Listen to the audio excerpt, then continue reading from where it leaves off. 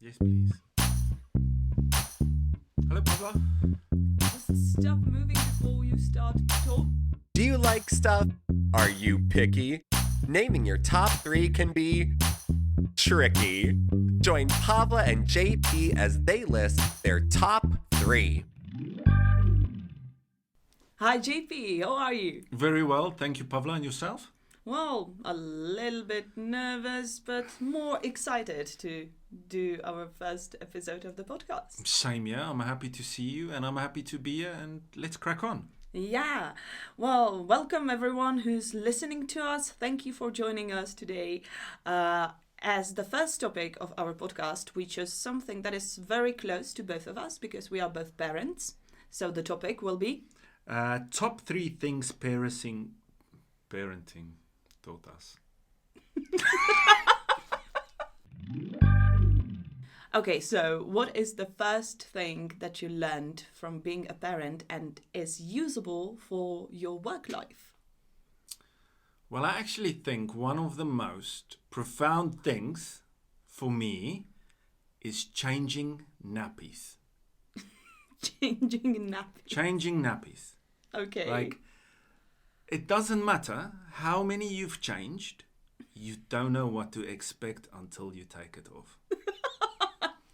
And it's only once you've taken it off that you've realized you left the wet wipes on the kitchen table. Now you're left in two minds. Do you skip the wipes or do you have to let the baby's legs go and run for the kitchen? It's only in that, or the transferable skills from this is it doesn't matter what your project is. You never know how much Exactly. mess you are. Exactly, and it's never the same. Yeah, that's And true. every sort of time you go into a new project, you build something up that you need. So you won't again forget the wipes, but you will miss something else. And it's the same in a project. You can work with somebody and you've worked on a project before, but it's not exactly, you think it's the same, but it's not exactly the same as the previous one. So every sort of time you go into a project, you build up your toolkit for people, equipment, or processes you're going to need. Oh, that's actually very deep. Yeah, Yeah. I'm a deep kind of guy. Yeah, well, that's why I chose you to be a host with me. You see? Well, good choice. Apparently. Although you can't pronounce parenting. Well, yes. That's a hard word, to be fair. But yeah, I agree with that. I think parenting prepares you for unexpected situations, and it teaches you how to react in very unpredictable things. Exactly. And you just have to roll with it. Yeah. But you have to learn from it. Mm-hmm. You know? That's nice. Be more prepared the next time. What about yourself? Myself, like, what is my first Yes. thing that parenting taught me? Well, it taught me that asking why can be annoying, but it leads to interesting things. That age around 3 years where the baby starts asking why and why and why and why again and again. I'm too familiar with that. Yeah, and it drives you mad in a way. But also, if you try to answer those questions honestly, it makes you reconsider things. It makes you think about the reasons, not just the consequences. Because they start with a simple question and you answer, well, why is it like that? Because blah, blah, blah. And they go, okay, but why? And you have to go deeper. And it leads you to realize the beginnings, the reasons, the true reasons why things are set up in this world like this. And not just the consequences, not just the easy answers like, this is how it should be. Yeah, so you actually learn as well. So, yeah. While teaching, you're learning as well. Absolutely. And we do it a lot in our work, to be fair. Like speaking to clients, really delving into the problems. Absolutely. We have to ask a lot of whys. Yeah. trying not to be too annoying, but leading them to realize the true problem, the true issue they are facing. So that is something that I learned from parenting for sure. Ooh, I think that might be deeper than mine, That might be deeper than mine. Well, now, instead of giving my actual reason, I'm going to try and be deeper. Oh. No, I cannot. I don't think I can. Don't worry. I think it will be deep enough even without you trying to be even deeper than that. So, but what is your second reason? My second reason? Well, I think it's very important to be physical examples for our kids. Action speaks louder than words. Absolutely. Especially when it comes to like teaching them manners or values or something like that. I mean, I was, maybe I shouldn't share the story. I will share it actually. I was in the park the other day with my daughter, and there was a couple. I was speaking to them, and they had a young boy. And he ran away. While he was running away, he threw his jackets on the floor, right? And they looked like very nice people, I'm sure. And they were. Mm-hmm. Boy threw his jackets on the floor. He was probably about 6 years old. And his mom said to him, I'm not going to say his name, but his mom said, hey, pick up your jacket. And he was like, bitch, please, I'm in a hurry. It was wow. Like that. I know. So where did he learn that? Right? That is interesting. Well, my point with this is that you cannot expect people at work necessarily to deliver on deadlines or be on time or treat people in a respectful manner if they don't do it themselves. Absolutely. I agree. So you basically have to lead by example. Mm-hmm. And I think that is, I mean... I've been in that situation as well. Like sometimes when my kid responds to me in a weird way, I realize, oh, but I did a similar thing yesterday. Yes. I've noticed it a lot. Or, the best example at the playground, the yelling moms saying, hey, don't you yell at me. And it's like, yes. Really? Yes. What do you think your kid learned it? Yes, that's a very good example, actually. That is true. Yeah. So, yeah, I think I absolutely agree with that. Yeah. Mm-hmm. Oh, cool. And yours? Your second one? My second one is that everything is better with rainbow sprinkles. Like so making everything. It fun? Yeah, making it fun, making it enjoyable.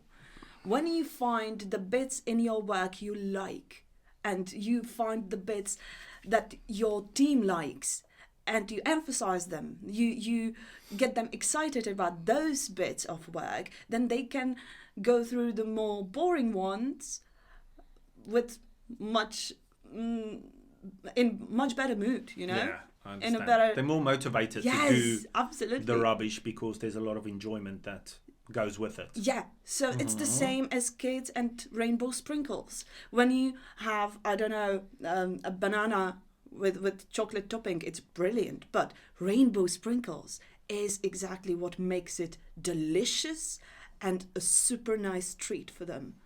That is true. That is true. I can associate with it. A little bit different, I suppose. Like, I remember this one film where I watched where somebody says, I wish I could like anything as much as kids like bubbles. Mm-hmm. Yeah. And this reminds me of the sprinkles. Mm-hmm. It is true. Well, I think it's especially applicable for people. I mean, most of us like, I definitely like my job. Mm-hmm. But there is parts where you like, Yeah. we all have it. But then, but the rainbow sprinkles get you through it. Yeah, but then we can record a podcast together, which is rainbow sprinkles for me. Yeah, definitely for me too. So, yeah. Okay. Okay, so what is your third one? My third one is to be in the moment. Oh, yeah, that's a lovely one.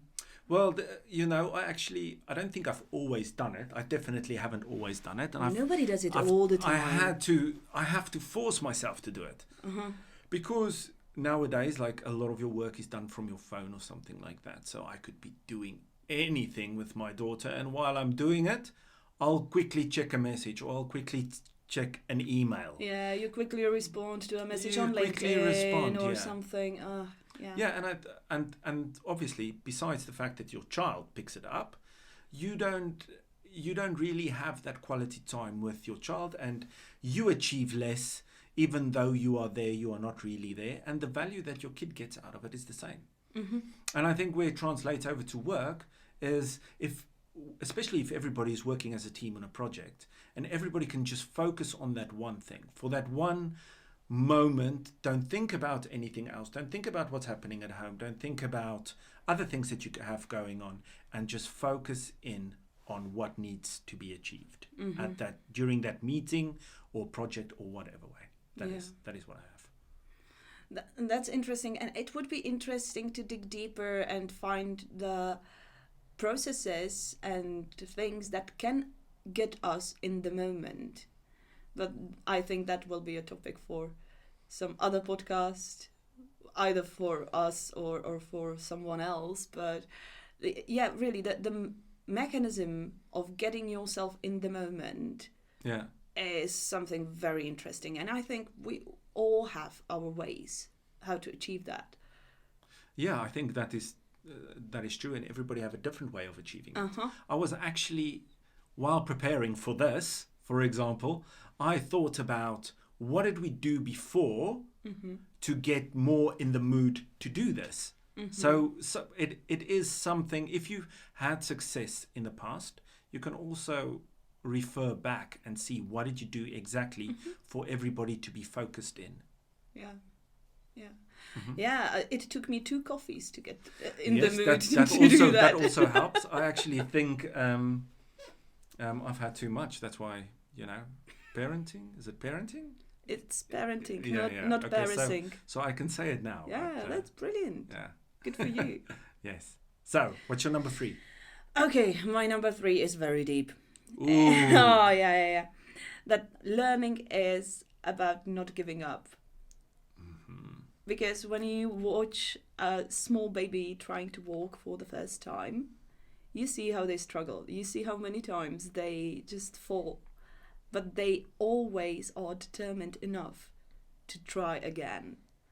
And the next step is also not successful, but it's closer to success than the previous one.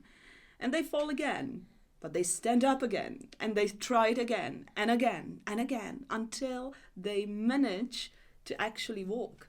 And that determination is absolutely astonishing. It's amazing to watch. And for me, it was a huge inspiration when I was having a baby of that age. So I love how kids can inspire us. I think that might be the most important one out of all of them. That one might have to go. If we made a list of 6, it might go right at the top, right? Because that's not just for work. That's actually for all aspects of life. Just sometimes you're going to fall down, but you just have to carry on. Yeah. So I can totally associate with that one. I think it translates in all aspects of life. Yeah, determination and consistency. A very wise young lady, Pavla. Oh, thank you. Yeah. Surprisingly, but... But anyway, we were talking about the ways to get yourself in the moment. And I think it might be a nice topic for the next episode. So if you're listening to us, if you agree... or if you are listening to us, please leave us a comment below saying what should be our next topic. Should it be how do we get ourselves to be in the moment, or keep it clean, or should it be something else completely different? That's the brilliant part of having a podcast named Top 3. We can pick whatever topic is relevant and interesting to you, our audience. Yeah, awesome. I think I can't say it any better, and that's a good way to end. Thank you very much, Pavla. No, thank you, JP. Thank you, all of you who listen to us, both Michael. of you, mums. Yes. Are both listeners. Yeah. And see you next time.